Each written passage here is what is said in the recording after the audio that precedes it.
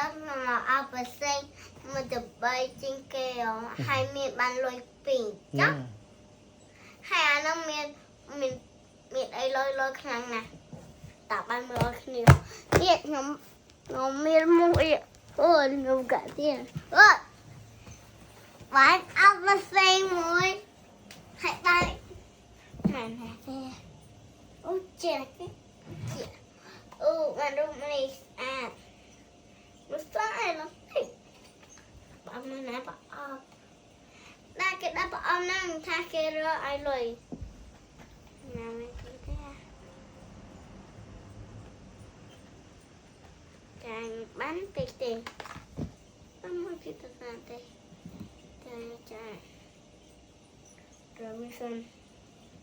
rồi mới bán tê không đang nghe tê bắt nó đừng mấy kìa cảm ơn các bạn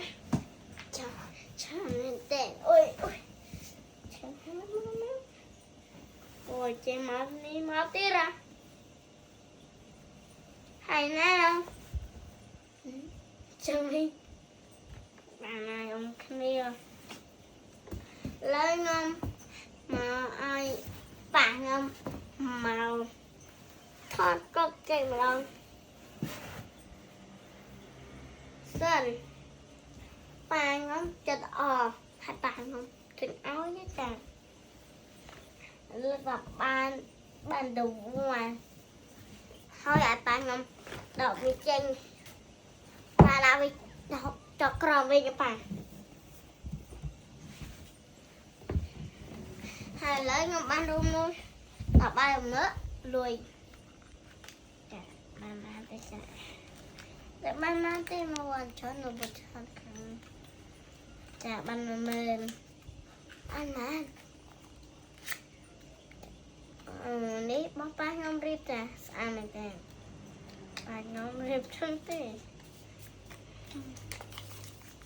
máy chôm đấy chôm này nó không này rồi ăn đi à bật ngâm lại đẹp còn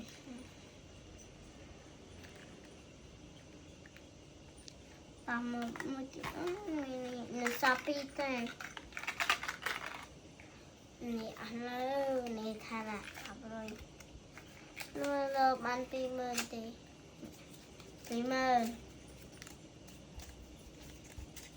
bạn bạn rồi cha